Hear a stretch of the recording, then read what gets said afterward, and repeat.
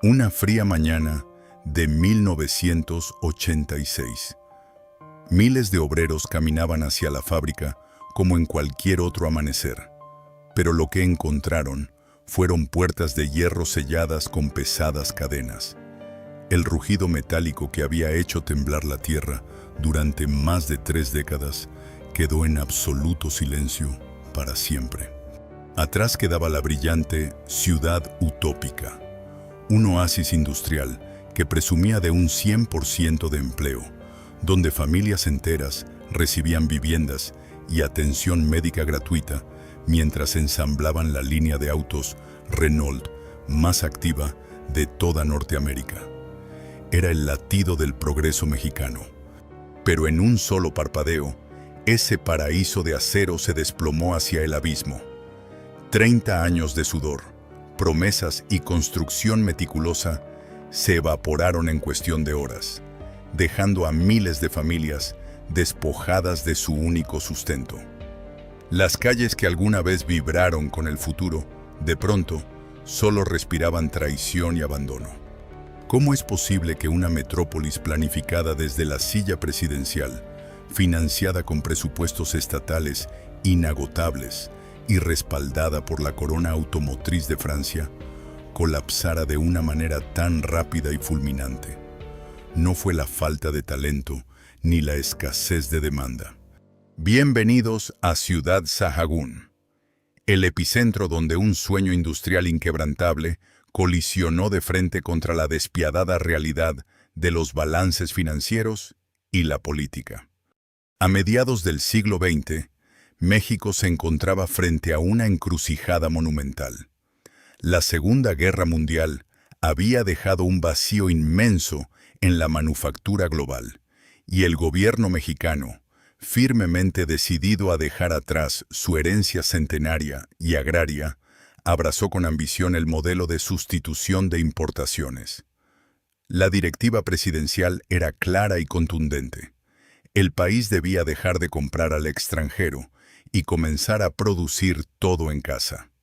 Sin embargo, este milagro económico temprano albergaba un defecto geográfico peligroso, pues estaba excesivamente centralizado. La capital, la Ciudad de México, se hinchaba a un ritmo alarmante. Día tras día, oleadas incesantes de campesinos abarrotaban sus calles, huyendo de la pobreza endémica y persiguiendo el espejismo de los nuevos salarios industriales.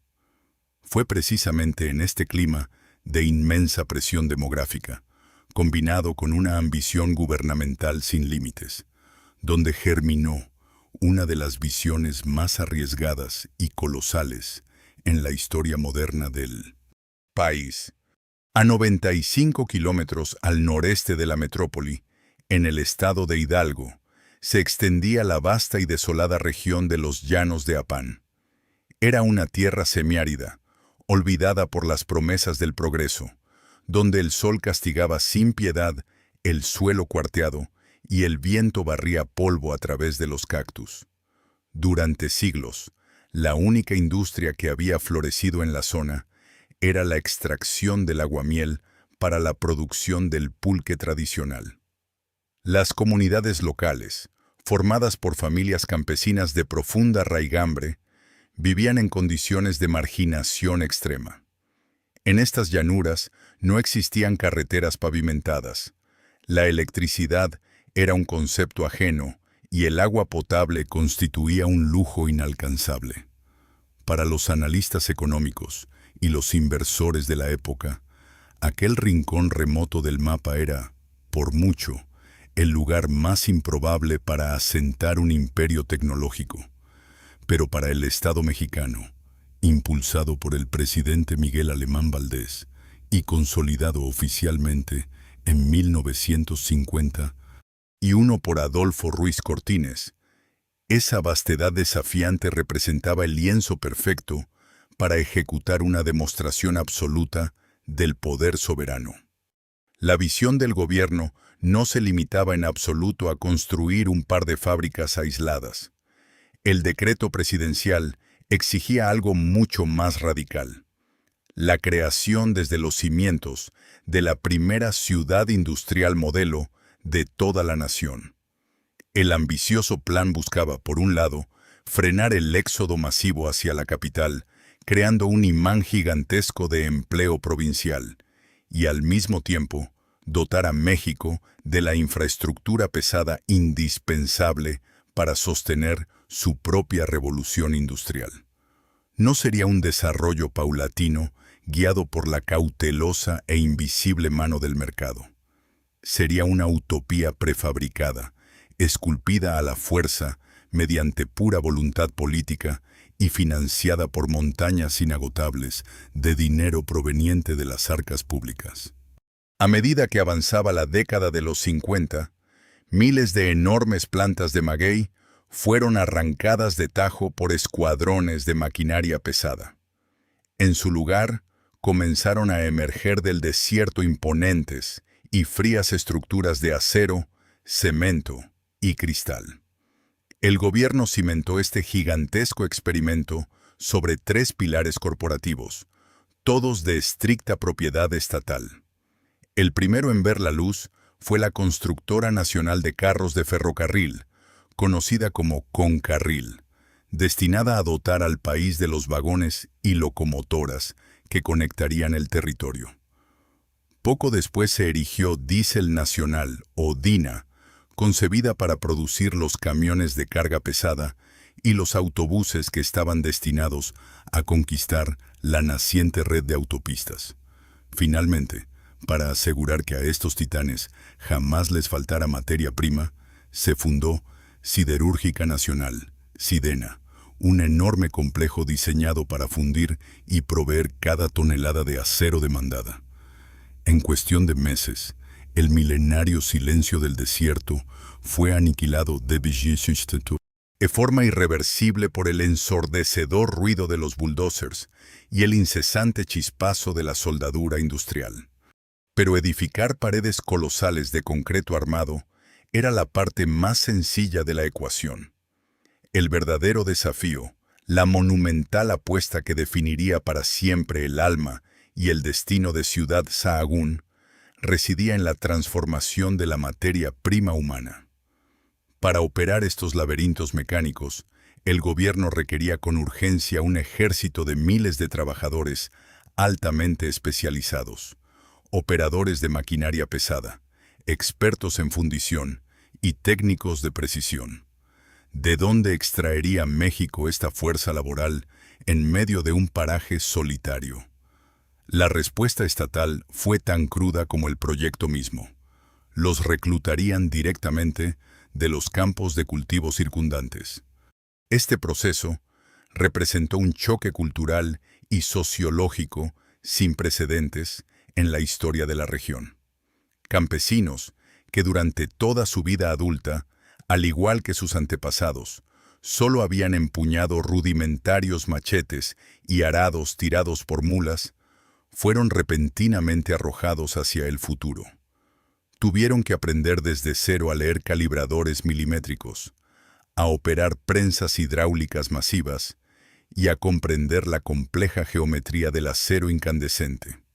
Dejaron atrás la ligera ropa de manta y los sombreros de palma para enfundarse en pesados overoles industriales ignífugos, cascos de seguridad y botas con gruesos casquillos protectores. Sus rutinas diarias dejaron de regirse por los ciclos lentos e impredecibles de la lluvia y las estaciones de siembra, para someterse por completo a la estricta tiranía del reloj checador, los implacables turnos rotativos y el incesante aullido de la sirena de la fábrica. Esta asombrosa reconversión humana, lograda a base de programas de capacitación técnica intensiva, fue celebrada en los noticieros nacionales como el máximo triunfo del estado de bienestar. El gobierno había demostrado al mundo que su voluntad podía reescribir por completo el destino social de miles de familias marginadas. Al final de la década, Ciudad Sahagún se erguía imponente y reluciente, respirando espesas columnas de humo como el faro indiscutible de la industrialización en América Latina. Todo indicaba que el milagro se había consumado. Sin embargo, bajo el peso aplastante de esos gigantescos techos de lámina, latía una tensión profunda y silenciosa, un peligro estructural que muy pocos se atrevieron a verbalizar en medio de la euforia nacionalista. Aquel majestuoso y complejo ecosistema no había germinado a partir de la demanda orgánica de los consumidores, ni se sostenía por su propia eficiencia y competitividad productiva. Había sido inyectado a la fuerza, amparado por una burocracia monumental y subsidiado ciegamente por un Estado proteccionista. Habían logrado construir, contra todo pronóstico, un titán mecánico en medio de la nada.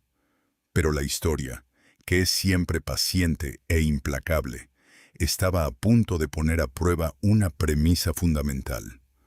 ¿Podría este gigante de acero sobrevivir cuando el mundo exterior exigiera verdadera rentabilidad?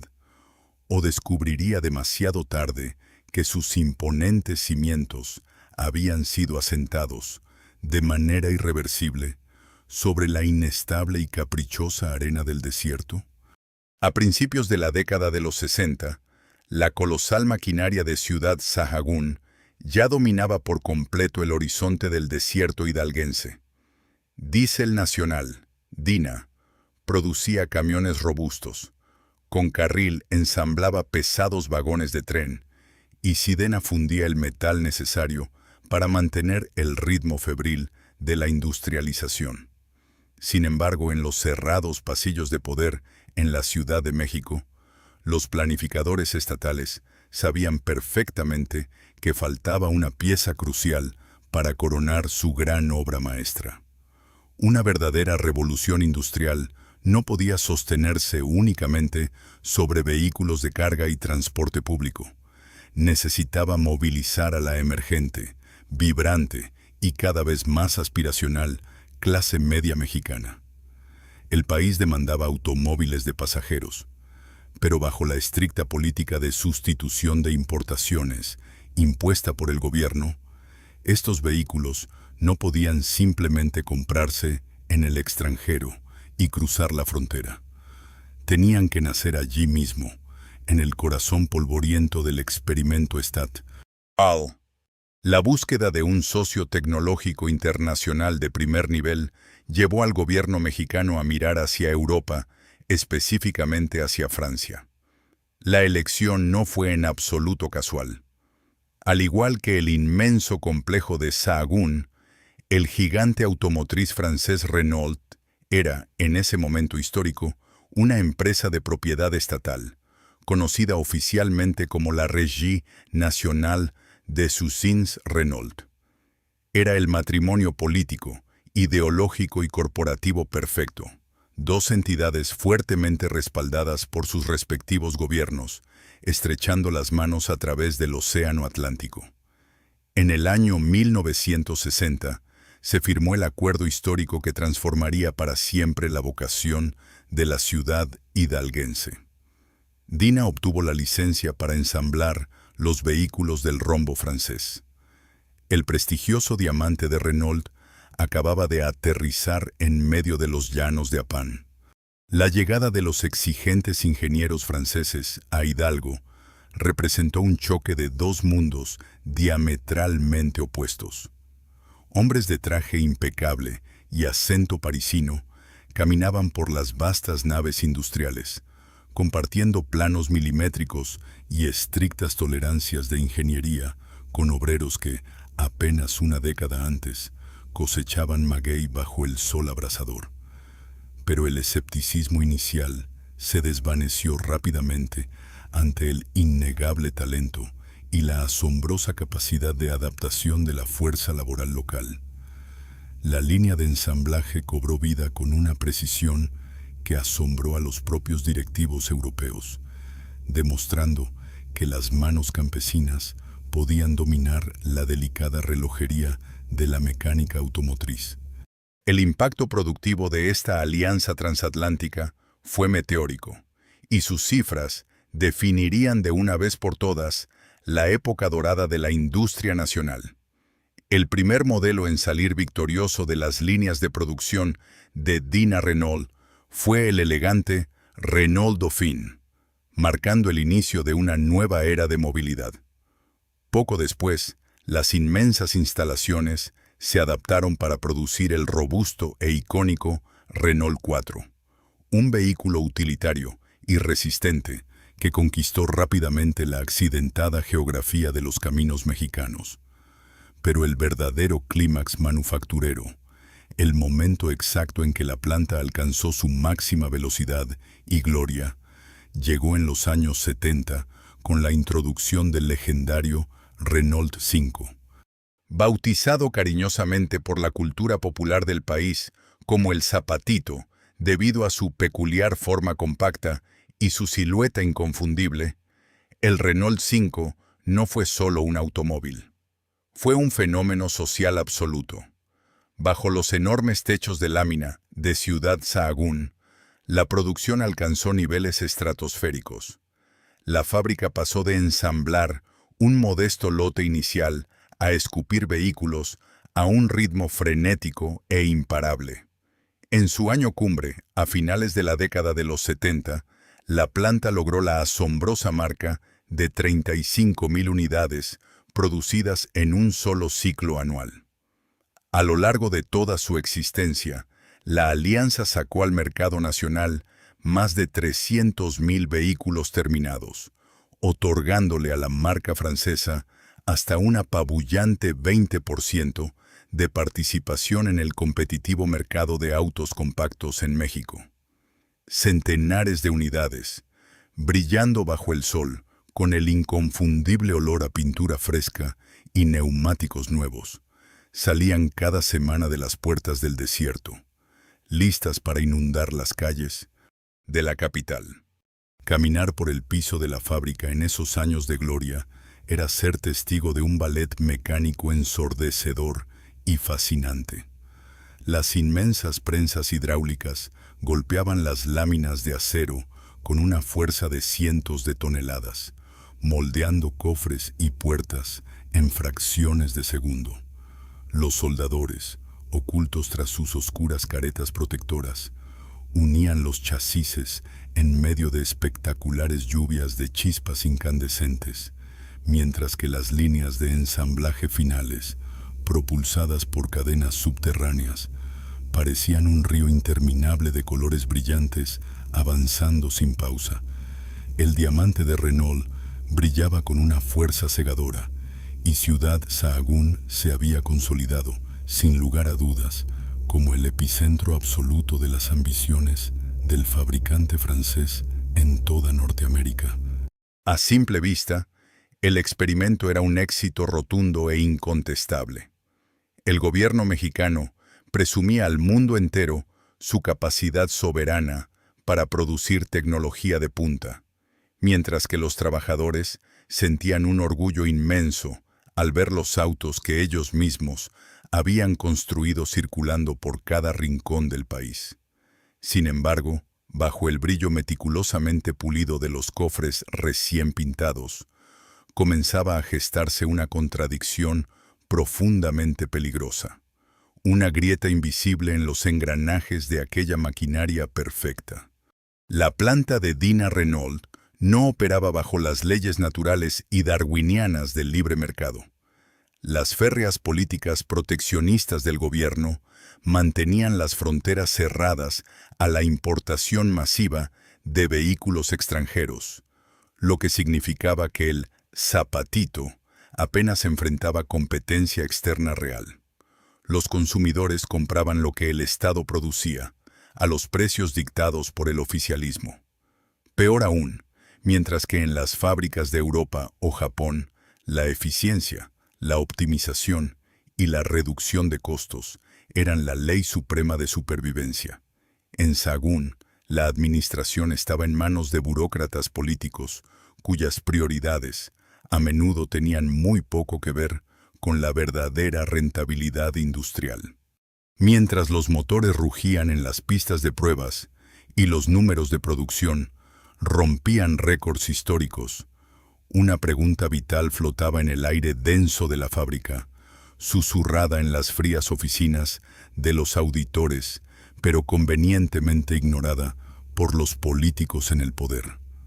¿Podría un complejo operado por la burocracia estatal, protegido artificialmente de la competencia global y sujeto a los innegociables caprichos del sindicalismo nacional, mantener los rigurosos estándares de calidad europeos a largo plazo?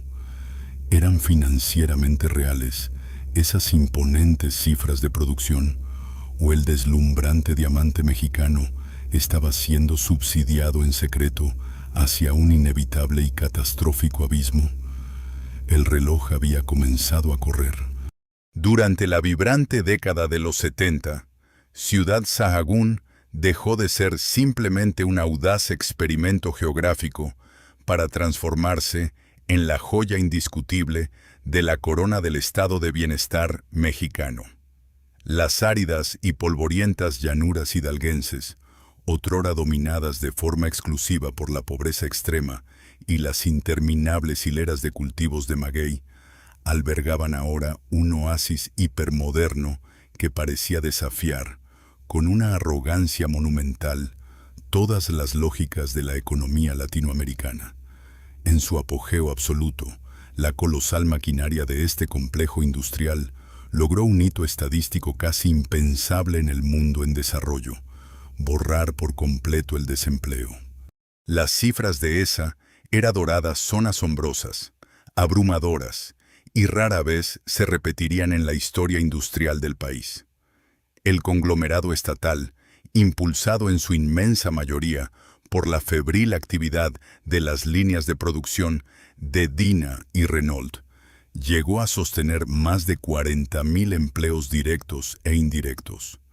De la noche a la mañana, miles de familias campesinas fueron catapultadas hacia una emergente, sólida y sumamente orgullosa clase media obrera. Pero lo que verdaderamente distinguía a Sahagún del resto de las ciudades industriales del mundo no era solo la inmensa cantidad de empleos generados, sino la naturaleza irreal y desmesurada de los beneficios que acompañaban a cada puesto de trabajo.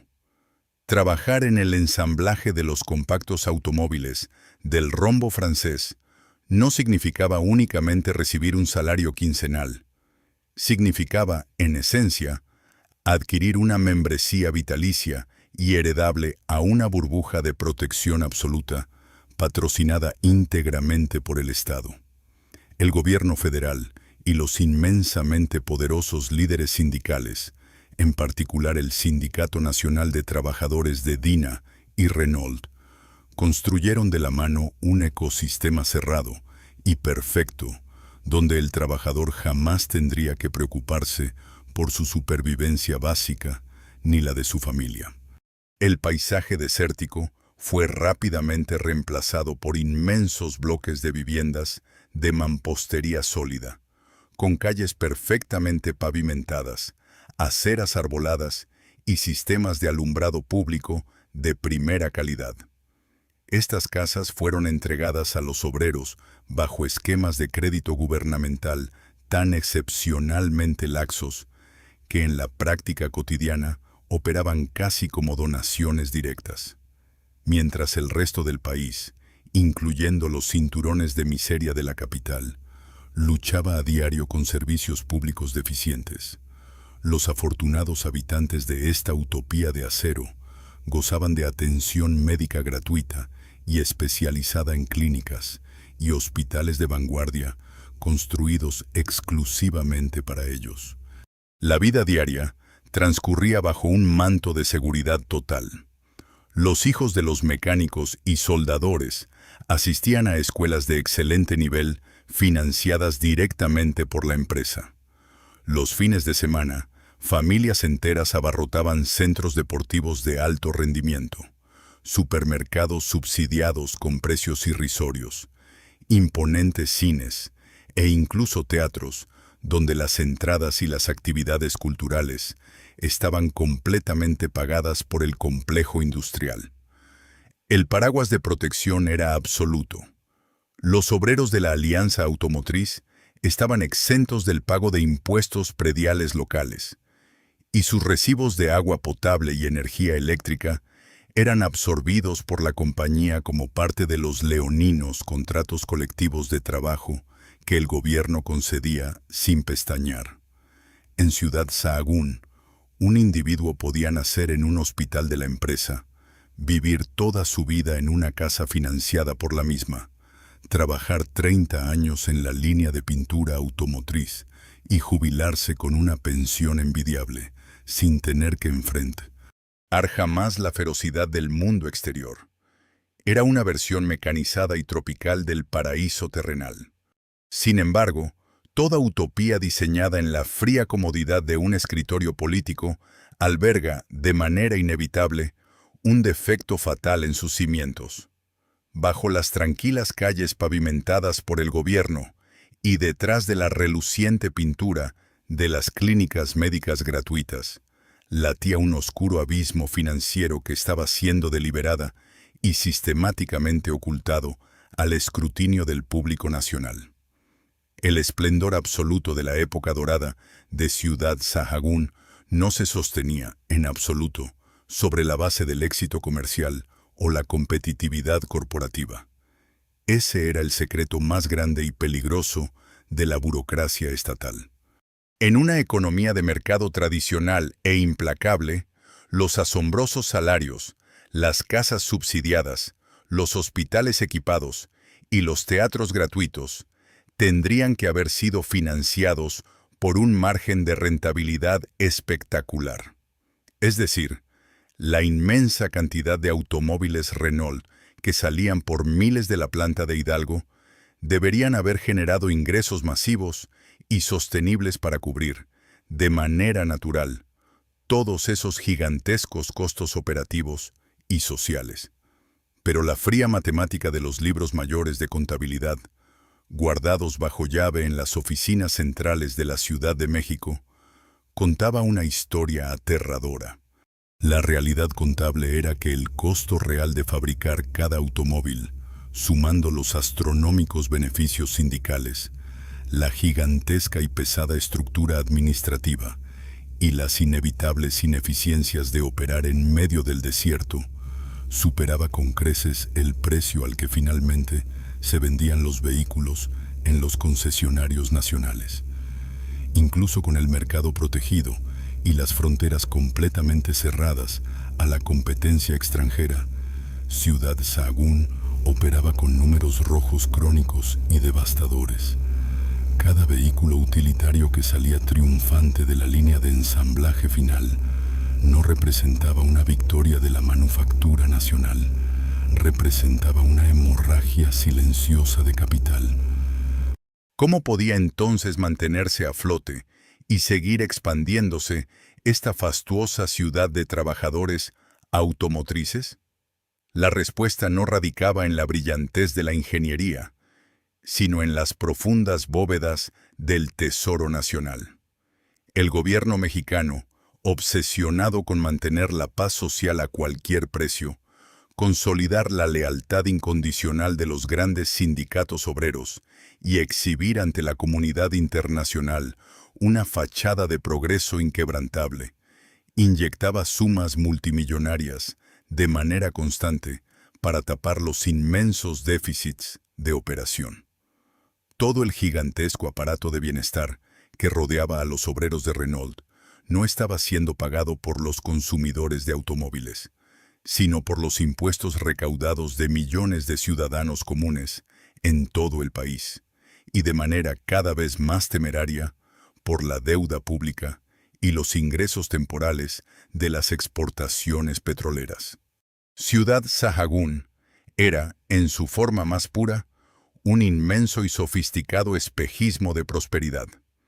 Era un ecosistema profundamente artificial, desconectado por completo de la disciplina de la competitividad internacional, la eficiencia productiva y las inflexibles leyes de la oferta y la demanda. Las decenas de miles de trabajadores despertaban cada mañana y vivían en una burbuja de opulencia industrial, creyendo genuinamente que su arduo sudor y el estruendoso martilleo en las naves de fundición generaban por sí solos toda esa riqueza. Nadie, ni los intocables líderes sindicales, ni los diligentes obreros en la línea de ensamblaje, quería detenerse a admitir que su adorada utopía era, en el fondo, un paciente crónico conectado a un respirador artificial, alimentado única y exclusivamente por los generosos subsidios del Estado. Habían construido el monumento definitivo al bienestar social obrero, pero habían cometido el error fatal de edificarlo sobre un modelo contable que desafiaba la gravedad económica. Y en la implacable y brutal historia de la industria global, la gravedad, tarde o temprano, siempre termina reclamando su tributo. A medida que la década de los 70 se acercaba a su inevitable ocaso, el deslumbrante espejismo de Ciudad Sahagún comenzó a exhibir profundas grietas estructurales, fisuras que ya no podían ser disimuladas bajo el esmalte brillante de los vehículos recién salidos de la cámara de pintura. El problema fundamental, la enfermedad silenciosa que carcomía los cimientos del complejo industrial, no residía en la capacidad técnica o la incansable ética laboral de los obreros en las naves de ensamblaje. Ellos habían demostrado con creces su asombrosa destreza para moldear el acero y dominar la rigurosa ingeniería europea. El verdadero cáncer que devoraba lentamente a la alianza Dina-Renault desde sus entrañas habitaba en un lugar mucho más silencioso e inaccesible: las alfombradas y herméticas oficinas administrativas. El polo automotriz no era administrado como una corporación moderna destinada a competir y sobrevivir en el implacable y acelerado mercado global, sino que funcionaba bajo la rígida, lenta y profunda, ente politizada lógica de un gigantesco ministerio gubernamental. En lugar de ser liderada por ejecutivos con experiencia probada en la manufactura internacional o en la optimización de procesos logísticos, la cúpula directiva de Sahagún estaba repleta de funcionarios de cuello blanco designados por estricto dedazo presidencial. Los puestos gerenciales, las direcciones de operaciones y las coordinaciones de suministro se utilizaban sistemáticamente como moneda de cambio para pagar añejos favores políticos, acomodar a burócratas desplazados de otras secretarías o premiar la ciega lealtad partidista. Un director general podía estar a cargo de la compleja logística de motores un lunes y al mes siguiente ser reubicado en una oficina de desarrollo agrario que nada tenía que ver con la industria automotriz. Esta constante e inestable rotación de personal inexperto generaba una parálisis administrativa tan costosa como letal.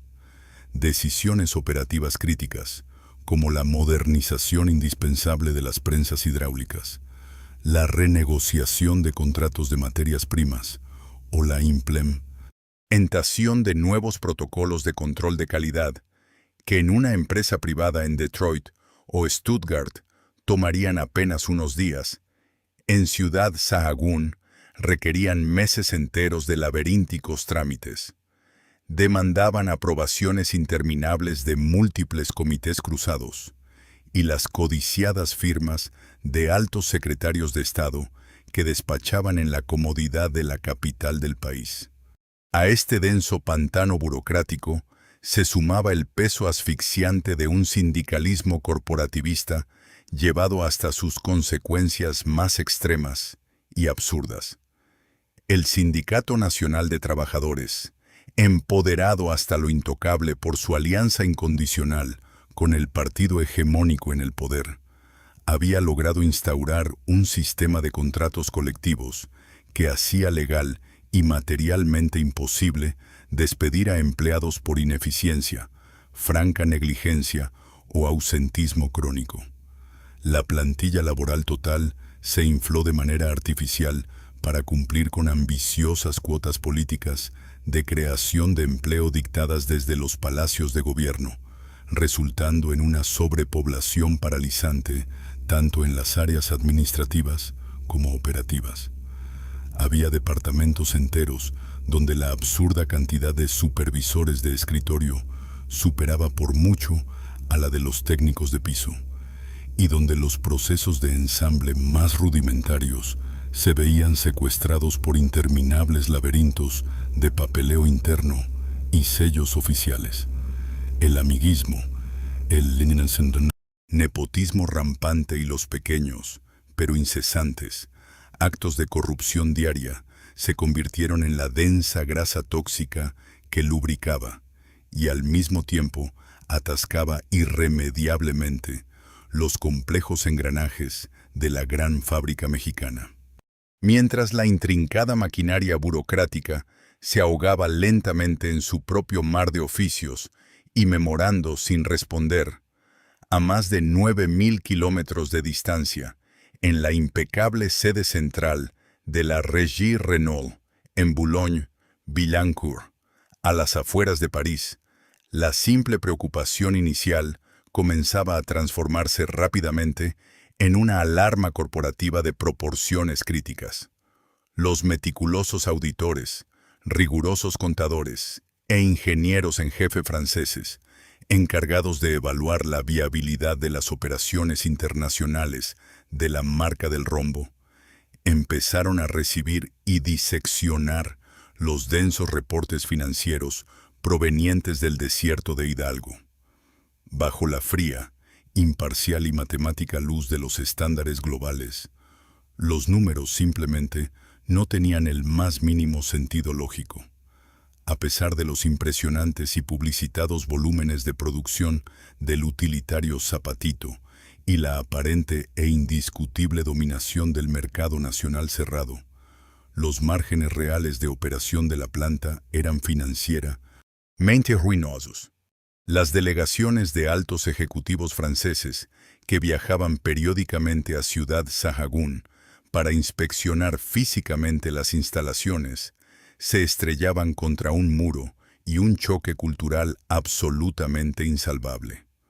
Los pragmáticos enviados de París llegaban a las mesas de juntas, esperando discutir con agilidad sobre métricas de eficiencia productiva, metodologías avanzadas de reducción de costos marginales y la urgente implementación de estrategias logísticas de inventario just in time.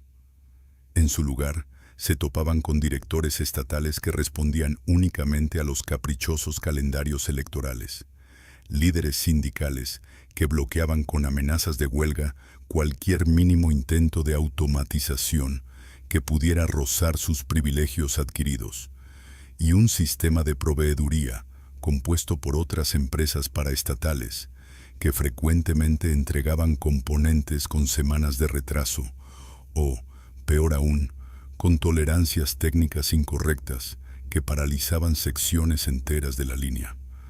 Para los exigentes estándares de la ingeniería europea, que ya en ese momento se preparaba febrilmente para enfrentar la agresiva, esbelta y altamente eficiente competencia japonesa de los inminentes años 80, el abotargado modelo de operación de Sahagún era un pesado anacronismo, una reliquia prehistórica e insostenible. Los extensos e implacables informes confidenciales redactados desde México hacia la mesa directiva en Francia comenzaron a teñirse por completo de advertencias graves y banderas rojas de emergencia. Documentaban con precisión fotográfica niveles alarmantes de desperdicio de material precioso, jornadas y días enteros de tiempos muertos injustificables en la línea principal, causados por disputas sindicales triviales, y una estructura de gastos fijos mensuales tan colosal y rígida que hacía matemáticamente imposible el más leve atisbo de verdadera rentabilidad. Los altos mandos corporativos de Renault comprendieron con amarga claridad que su prestigioso diamante europeo estaba mortalmente atrapado en una vasta telaraña de ineficiencia gubernamental.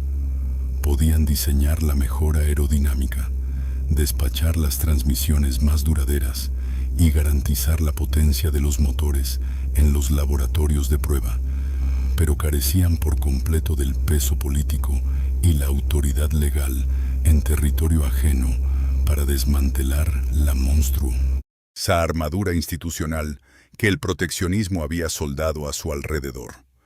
Para el crítico amanecer de la década de 1980, la otrora celebrada y gloriosa relación entre los calculadores directivos de París y los políticos de escritorio en la Ciudad de México se había vuelto profundamente hostil, hermética y gélida.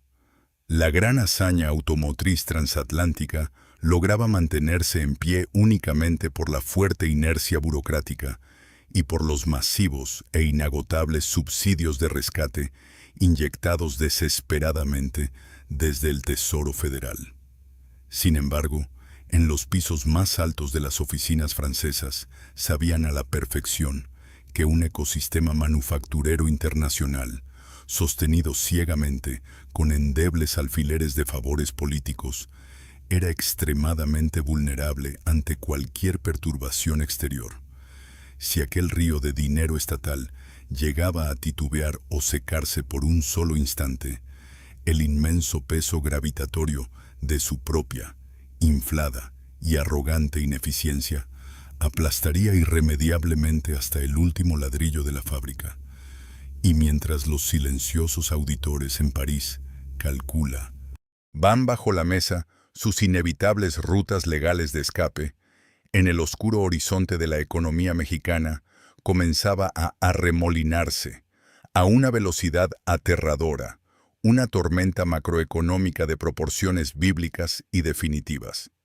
Para comprender la magnitud del cataclismo que estaba a punto de arrasar con la utopía de Ciudad Sahagún, es necesario alejarse momentáneamente de las ruidosas líneas de ensamblaje automotriz y observar el panorama macroeconómico que envolvía a México a finales de los años 70. El país vivía inmerso en una profunda embriaguez financiera, un espejismo monumental impulsado por el descubrimiento de gigantescos yacimientos petroleros en el Golfo de México, específicamente en el complejo Cantarell. De la noche a la mañana, el gobierno mexicano se había convencido a sí mismo de que la pobreza y el subdesarrollo eran cosas del pasado. El entonces presidente, José López Portillo, pronunció una frase que quedaría trágicamente grabada en la memoria nacional. Los mexicanos tenemos que acostumbrarnos a administrar la abundancia. Bajo esta ilusión de riqueza infinita, el Estado mexicano comenzó a pedir préstamos masivos a los bancos internacionales, utilizando las futuras exportaciones de petróleo como garantía indiscutible. Inyectaron miles de millones de dólares, a tasas de interés flotantes, en todo su gigantesco y pesado aparato paraestatal, incluyendo, por supuesto, los enormes subsidios que mantenían a flote la burbuja laboral de Dina Renault en Hidalgo.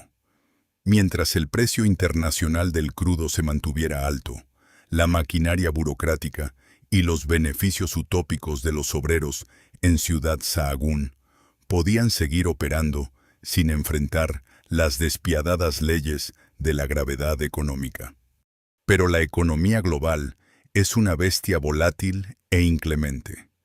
En 1981, el frágil castillo de naipes comenzó a desmoronarse. Una recesión mundial provocó que los precios internacionales del petróleo cayeran drásticamente, reduciendo de tajo los ingresos que México había dado por sentados. Simultáneamente, en un intento desesperado por frenar su propia inflación interna, la Reserva Federal de los Estados Unidos disparó sus tasas de interés a niveles históricos, un movimiento conocido como el shock Volcker. Para México, esta combinación fue absolutamente letal. Sus ingresos por exportaciones se desplomaron en el mismo instante exacto en que el costo de su gigantesca deuda externa se multiplicaba geométricamente. El golpe de gracia llegó en agosto de 1982. El secretario de Hacienda de México tuvo que tomar un vuelo de emergencia a Washington y hacer una declaración humillante ante la comunidad financiera internacional. El país se había quedado sin reservas, las arcas estaban vacías y México simplemente no podía pagar su deuda externa.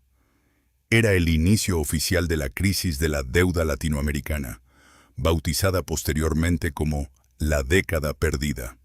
Las consecuencias en las calles mexicanas fueron inmediatas, brutales y apocalípticas. El gobierno, sin dólares para sostener el tipo de cambio, se vio forzado a soltar la moneda.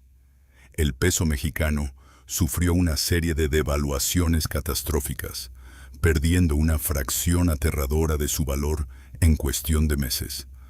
La inflación se disparó a niveles de 3 dígitos, devorando salvajemente el poder adquisitivo de los ciudadanos comunes. El presidente, en un acto de desesperación política televisada, expropió la banca privada entre lágrimas, pero el daño estructural ya estaba hecho. El país estaba técnica y materialmente en bancarrota. La abundancia prometida se había evaporado, dejando a su paso un páramo de deuda, pánico e hiperinflación. Y en el epicentro industrial de Hidalgo, la violenta onda expansiva de esta explosión macroeconómica estaba a punto de golpear las pesadas puertas de acero de la fábrica de Renault con una fuerza destructiva insalvable. Dentro de las inmensas naves industriales de Ciudad Sahagún, los obreros continuaban acudiendo a sus turnos. Las sirenas seguían sonando, y las líneas de producción subterráneas aún arrastraban las carrocerías metálicas del Renault 5 hacia las cámaras de pintura. A simple vista, el ballet mecánico parecía inalterado. Sin embargo, en el reino invisible de las finanzas y la contabilidad corporativa, la tormenta de 1982 había transformado a la planta automotriz en un abismo devorador de capital, un agujero negro financiero del que era matemáticamente imposible escapar. El defecto estructural de la alianza estatal quedó trágicamente expuesto bajo la presión de la devaluación. A pesar de los esfuerzos por nacionalizar la manufactura, la producción de los vehículos Renault en México todavía dependía de manera crítica de una compleja cadena de suministro global. Piezas de alta precisión, componentes electrónicos específicos, herramientas especializadas e incluso partes fundamentales de las transmisiones y motores debían ser importados directamente desde Francia o desde otros proveedores internacionales. Estas importaciones vitales no se pagaban en pesos mexicanos devaluados, se facturaban en francos franceses y dólares estadounidenses fuertes. Con el colapso del peso, el costo real de fabricar cada automóvil se multiplicó de la noche a la mañana a niveles absurdos e insostenibles. De pronto, importar un simple componente europeo costaba 5 o 6 veces más en moneda local que apenas unos meses atrás. En una economía de mercado funcional, el fabricante simplemente habría trasladado este aumento brutal de costos al precio de venta final del vehículo en los concesionarios.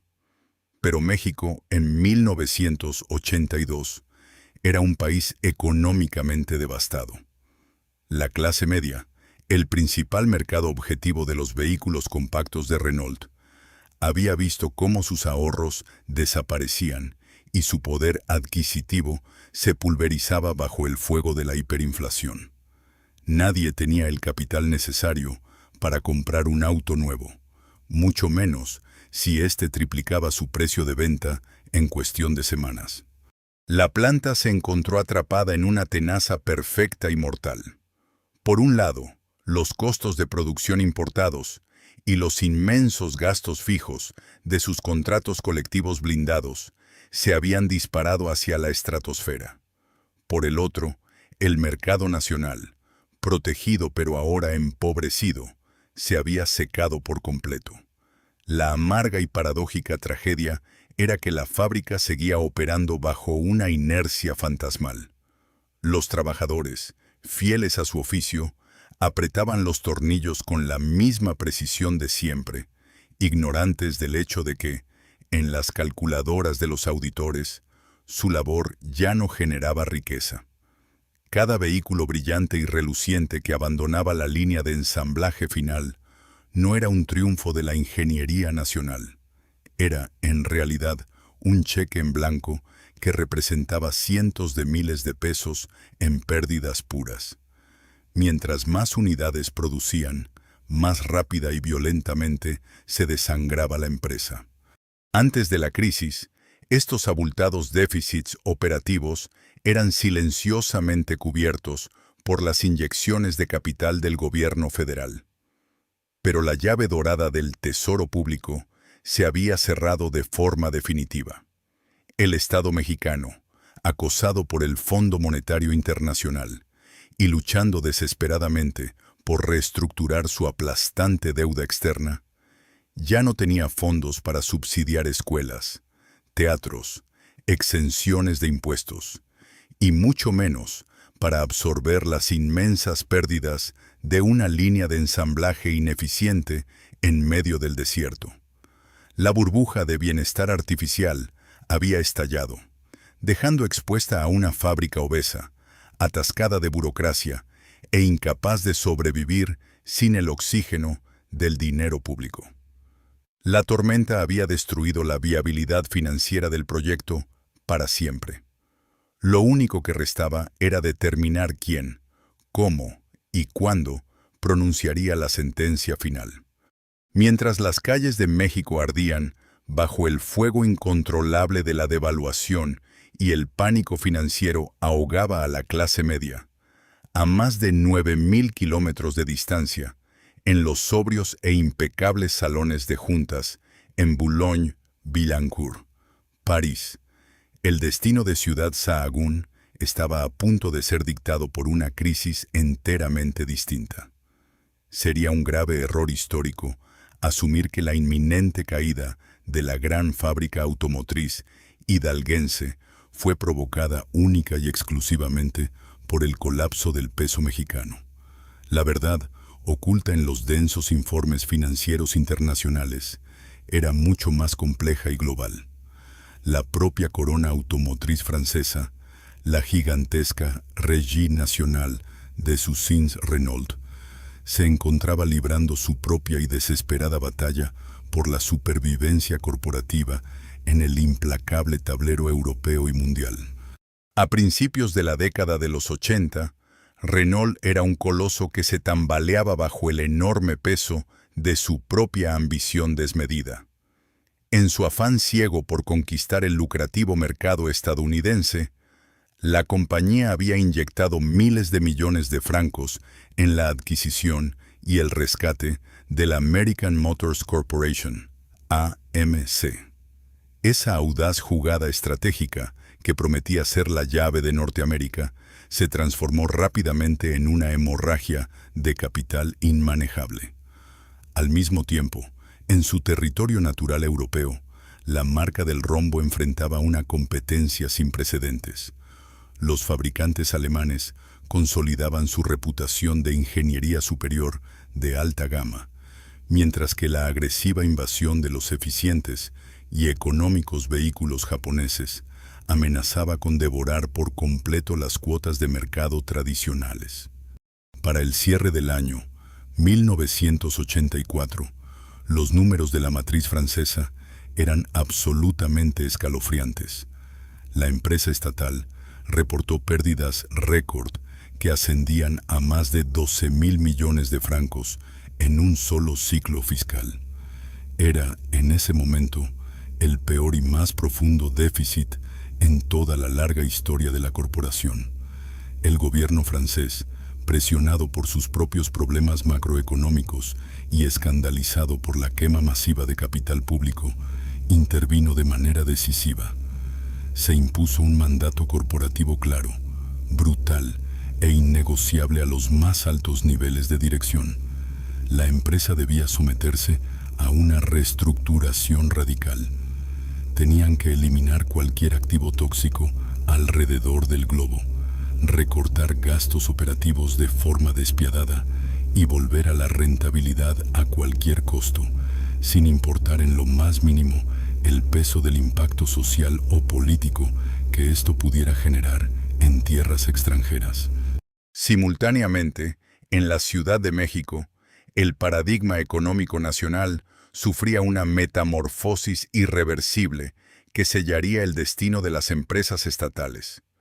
Tras el trauma fulminante de la crisis de 1982, la administración del nuevo presidente de México se vio forzada a abandonar para siempre el agotado modelo de sustitución de importaciones y el paternalismo industrial.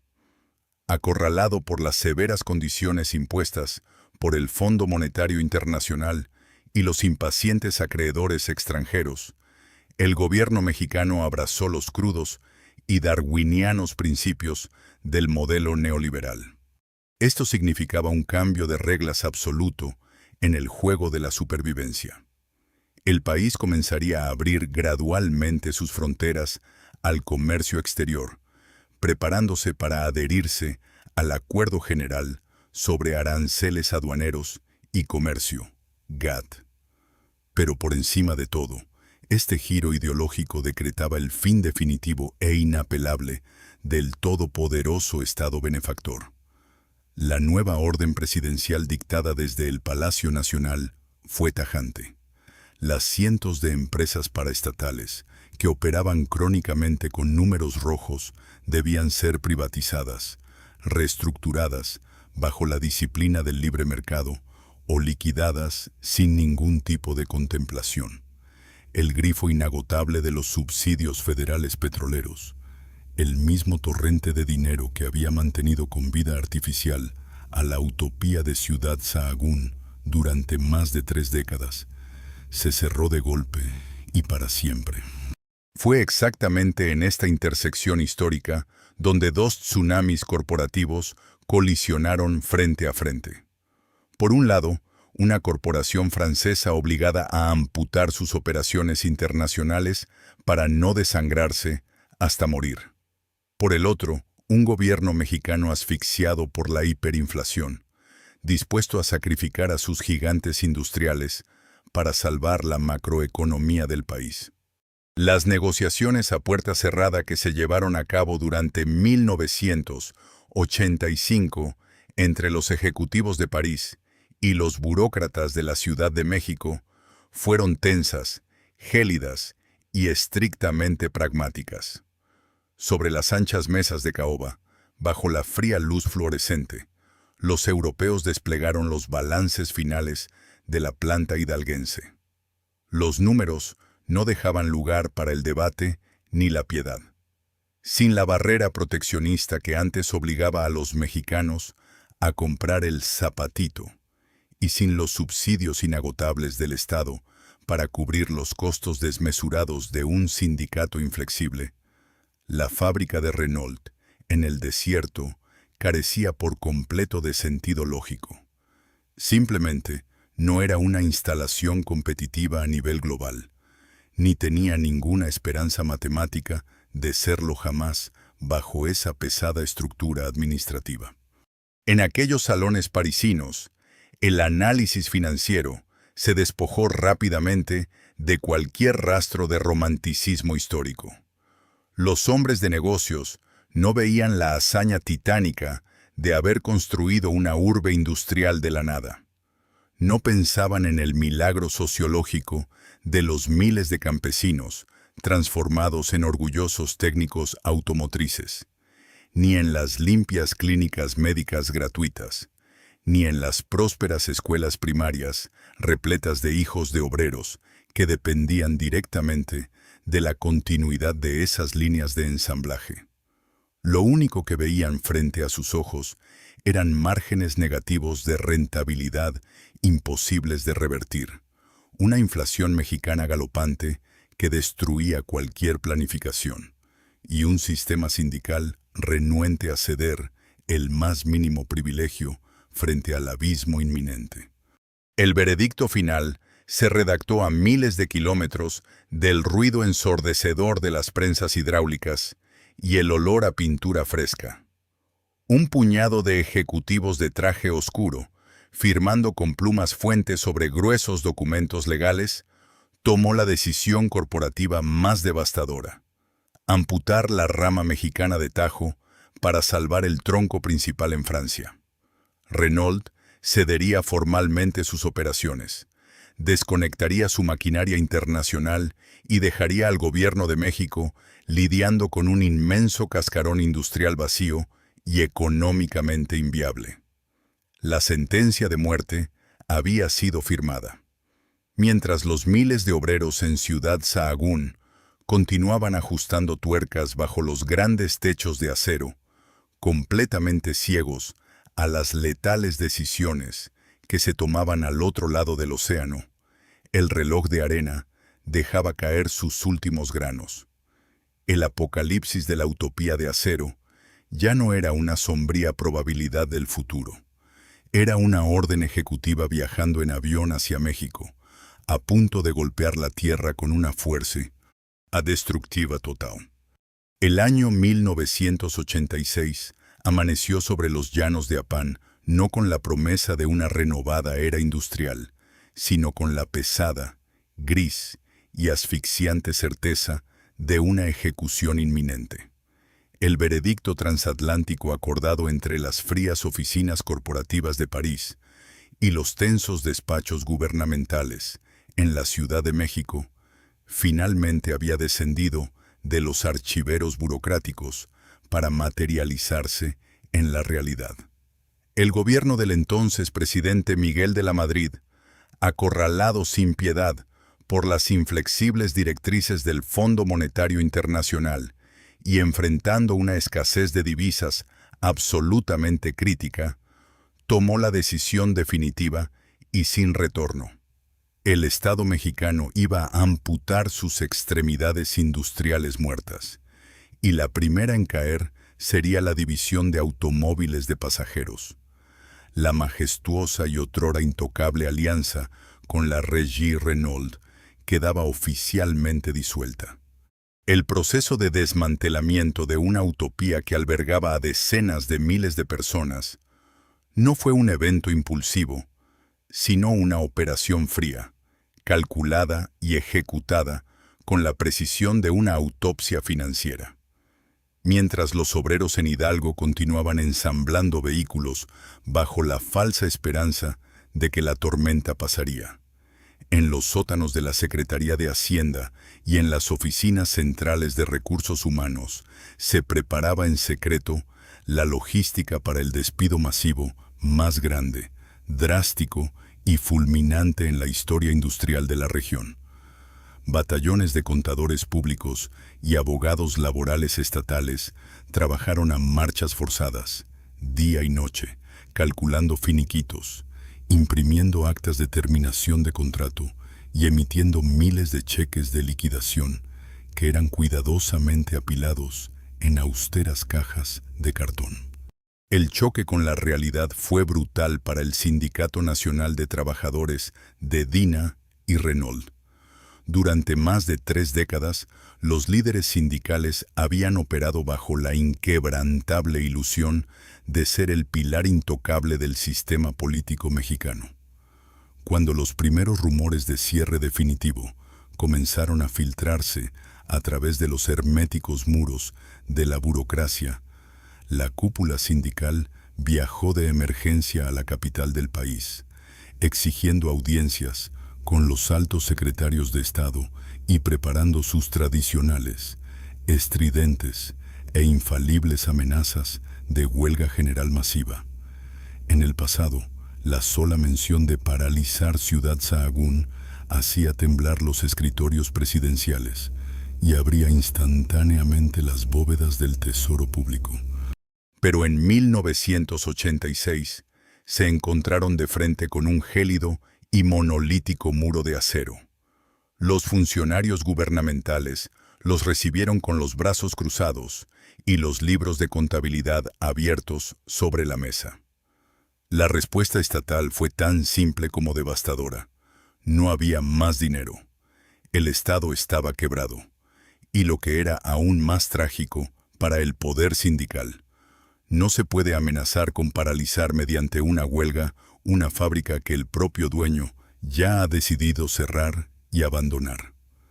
El histórico y todopoderoso farol del corporativismo obrero había terminado de la manera más humillante posible.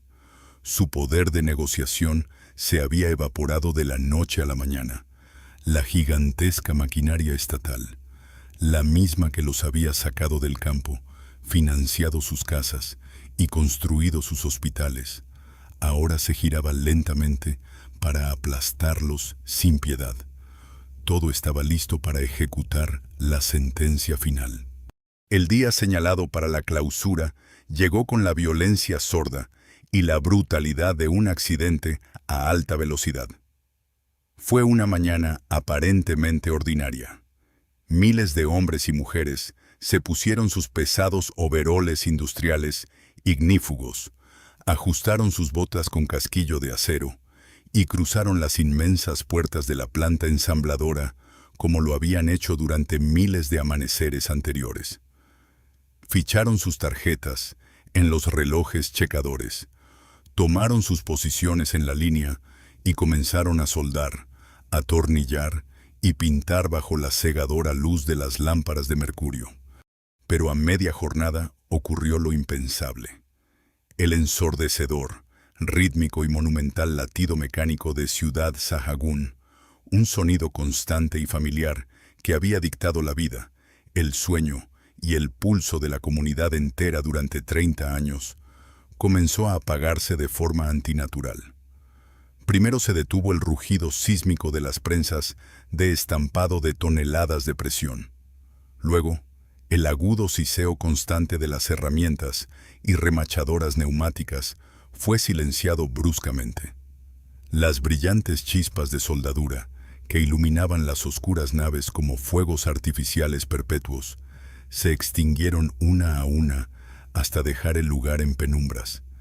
Finalmente, las gigantescas cadenas transportadoras subterráneas, que arrastraban las carrocerías de los vehículos Renault 5 hacia su fase final de pintura, se detuvieron en seco con un profundo crujido metálico que pareció helar la sangre de todos los presentes en la planta.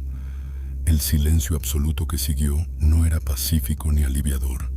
Era el silencio denso, denso y asfixiante de una morgue industrial. Escoltados por nerviosos contingentes de personal de seguridad privada y policías estatales, los supervisores y gerentes de recursos humanos, con rostros cenicientos y miradas evasivas, comenzaron a recorrer los inmensos pasillos de la fábrica, estación por estación. En sus manos llevaban los gruesos sobres manila que contenían las cartas de liquidación oficial. A medida que entregaban los documentos, la cruda realidad se estrellaba contra los obreros. No era un paro técnico por falta de piezas. No era una suspensión temporal para mantenimiento. Era el fin absoluto y definitivo.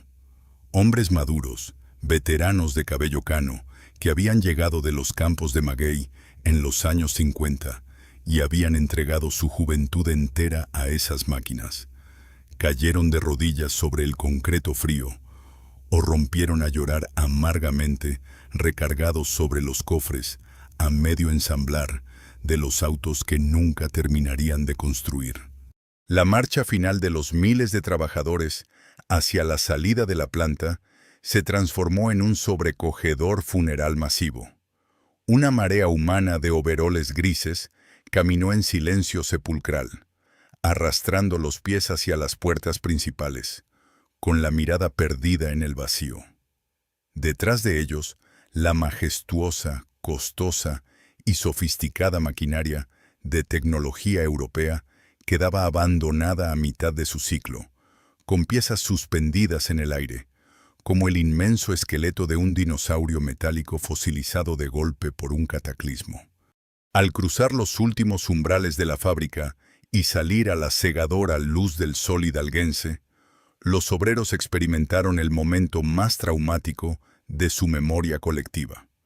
A sus espaldas, escucharon el fuerte, metálico e inconfundible traqueteo de unas pesadas cadenas de hierro siendo enrolladas alrededor de las inmensas rejas perimetrales, seguido por el sonido seco y final de enormes candados cerrándose para siempre.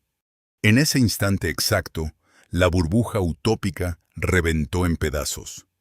Aquellos candados de acero no solo cerraban el acceso a una ensambladora de automóviles, cerraban violentamente el acceso a sus flamantes hospitales gratuitos, ponían en jaque inmediato la propiedad de sus viviendas subsidiadas y borraban de un solo plumazo el prometedor futuro educativo que habían planeado para sus hijos.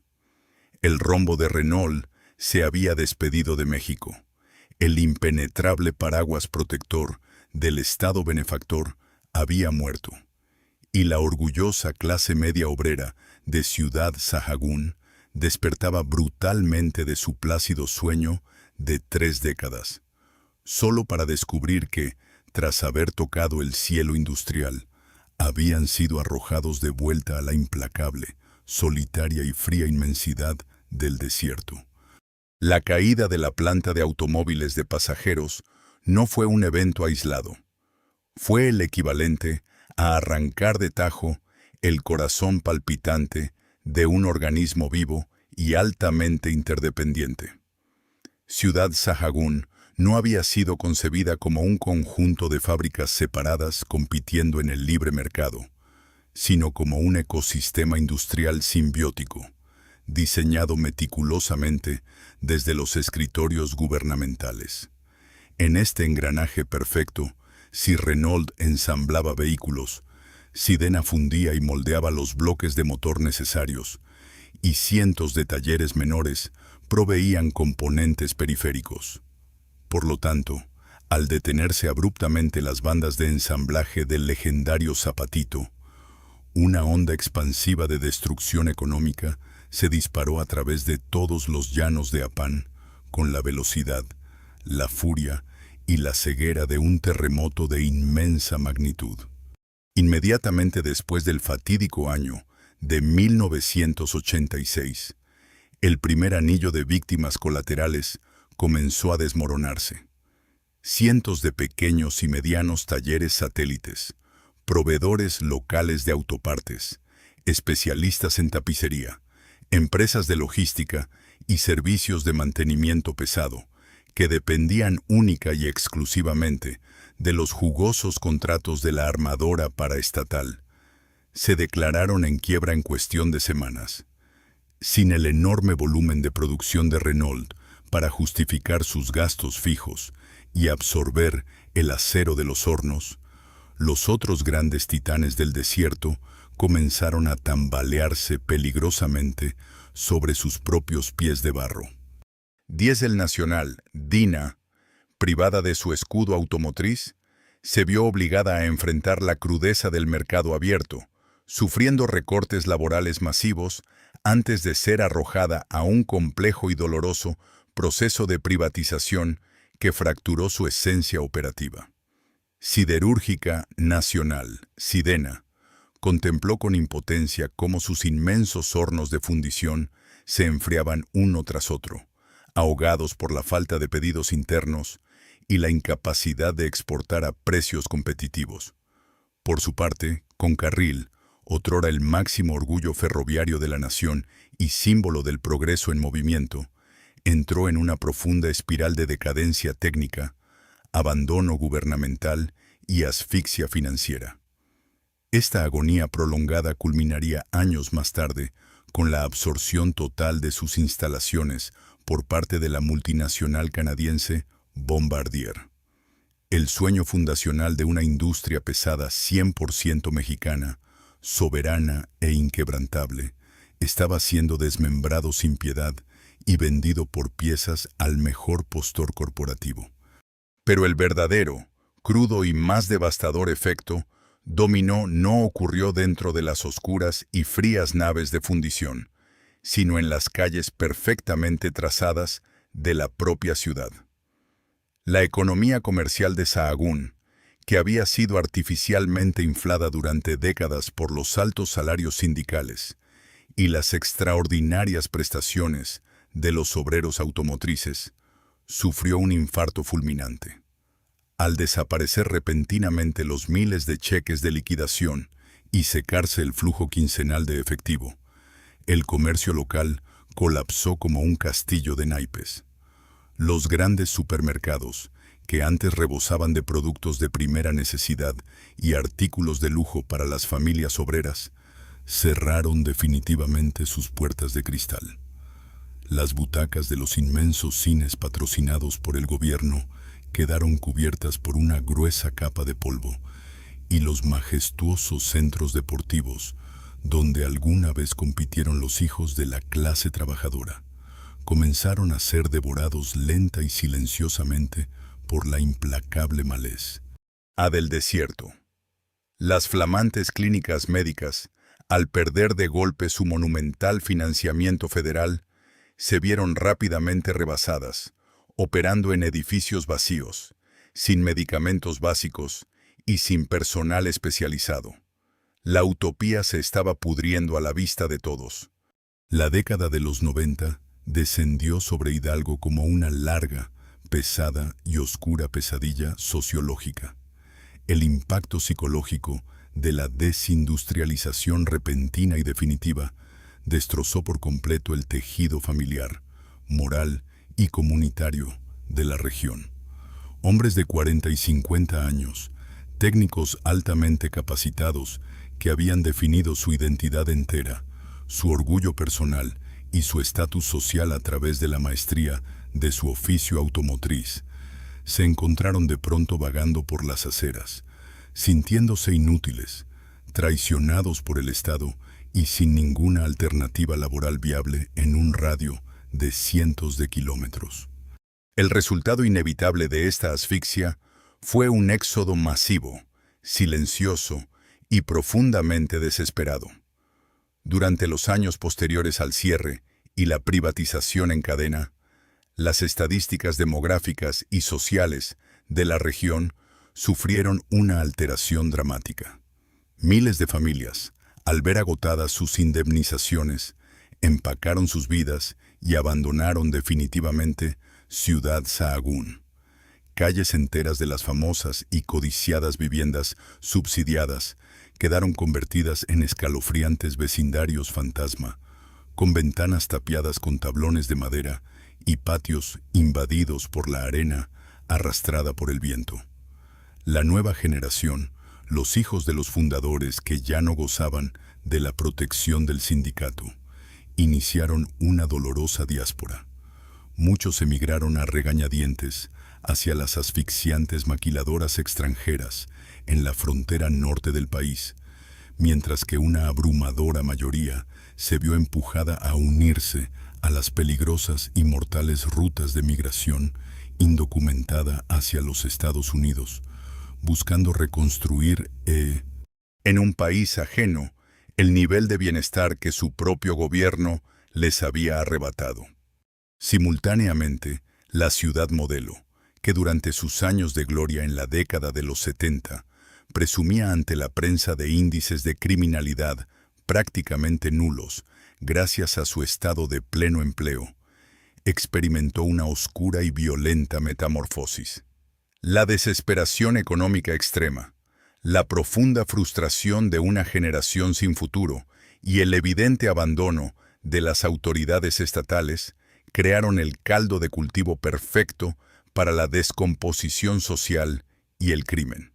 Los índices de delitos patrimoniales, el robo a casa-habitación, el vandalismo y el desmantelamiento ilegal de infraestructura pública se dispararon agresivamente en aquellas mismas avenidas arboladas que el presidente alguna vez había inaugurado como el estándar de oro de la paz y el progreso social. Ciudad Sahagún se transformó así en una cruda y trágica lección de economía urbana. Demostró al mundo entero que una crisis industrial mal gestionada no solo aniquila las hojas de balance corporativas, sino que posee el poder aterrador de borrar del mapa la dignidad, el propósito vital y la identidad misma de toda una comunidad. Si uno camina hoy por las amplias y silenciosas avenidas de Ciudad Sahagún, es imposible no sentir el peso aplastante de la nostalgia industrial. El viento del desierto hidalguense sigue barriendo el polvo rojo sobre las mismas aceras donde alguna vez marcharon decenas de miles de obreros orgullosos. Pero el paisaje ha cambiado de manera irrevocable. Las monumentales naves de acero con techos en forma de sierra, aquellas que alguna vez albergaron la línea de ensamblaje más vibrante y ruidosa de Norteamérica, todavía se alzan contra el horizonte. Sin embargo, muchas de ellas se han convertido en inmensos esqueletos oxidados, mausoleos de concreto y lámina que resguardan únicamente el eco lejano de las prensas hidráulicas y las chispas de soldadura que hace mucho se extinguieron. Más allá de las fábricas, las ruinas de la utopía social yacen esparcidas por toda la geografía urbana como cicatrices imborrables. Los inmensos teatros e instalaciones culturales que el Estado construyó para el esparcimiento exclusivo de los sindicalizados, hoy exhiben butacas podridas y techos colapsados.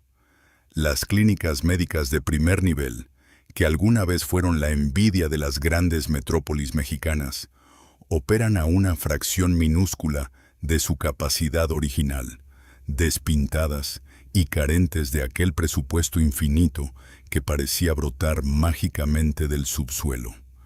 Los barrios habitacionales, diseñados milimétricamente en los respiradores del gobierno federal para ser el modelo definitivo de la vida obrera digna, muestran hoy el innegable desgaste de 3 décadas de abandono estatal y supervivencia a duras penas. A lo largo de los años recientes, ha habido intentos esporádicos y bien intencionados por resucitar este histórico polo industrial. Algunas corporaciones multinacionales y ensambladoras extranjeras de trenes y maquinaria especializada han regresado a la zona, atraídas por la vasta infraestructura residual, la envidiable conectividad ferroviaria y la innegable herencia manufacturera de la región. Hay actividad.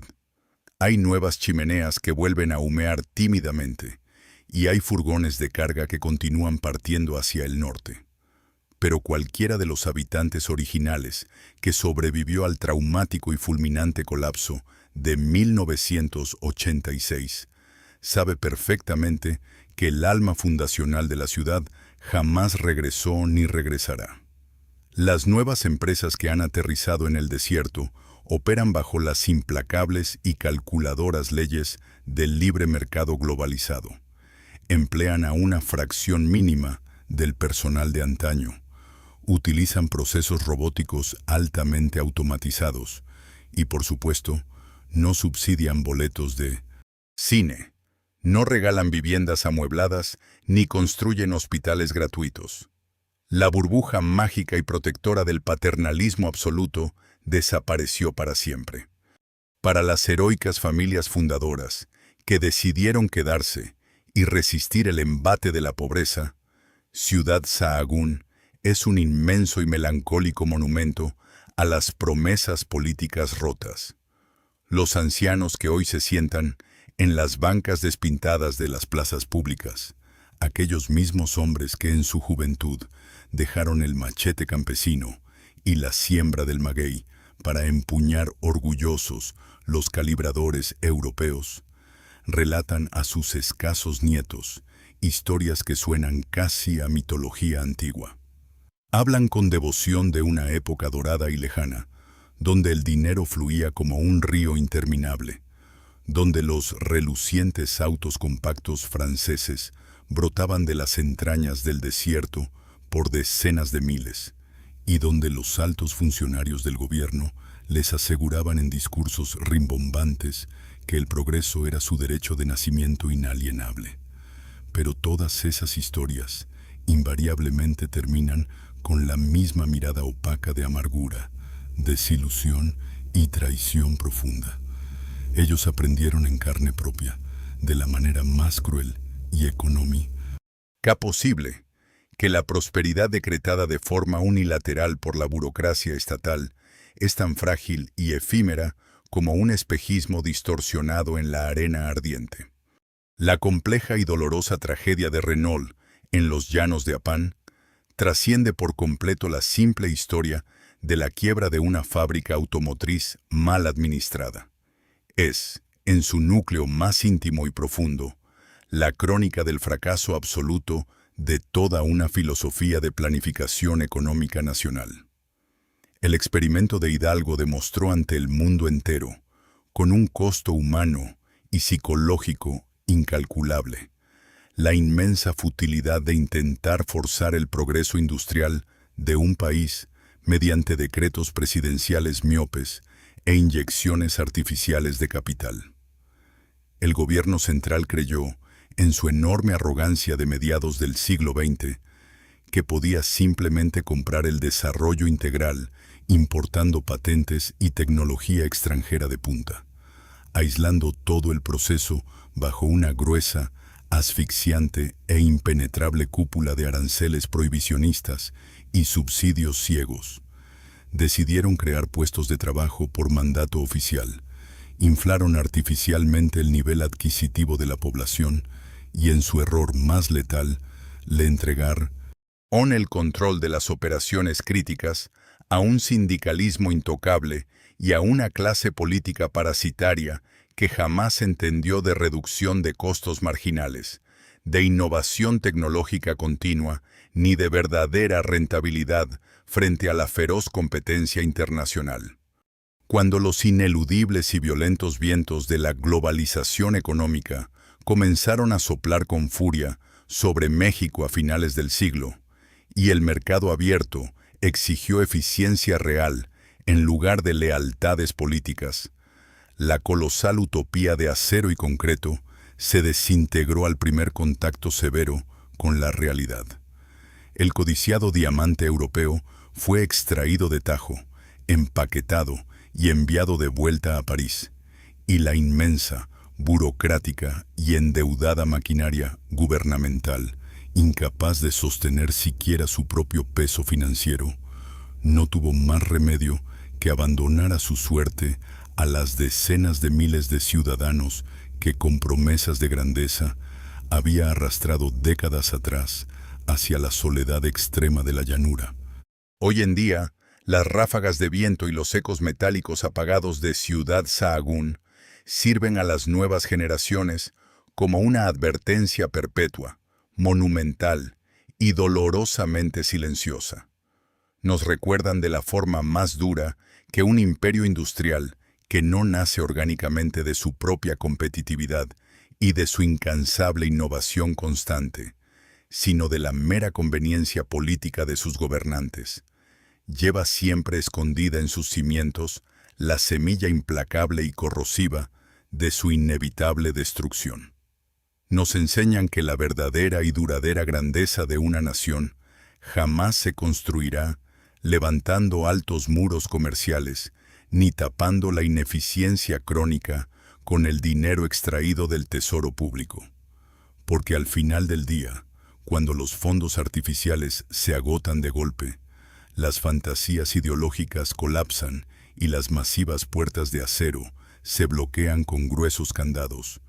Lo único que queda atrapado tras las rejas oxidadas es una generación completa de hombres y mujeres brutalmente despojados de su porvenir, seres humanos condenados a vivir atrapados para siempre entre el inmenso orgullo de la epopeya que alguna vez construyeron con sus propias manos, y el amargo, silencioso e inextinguible dolor de todo aquello que en una sola mañana de 1986 les fue arrebatado sin piedad.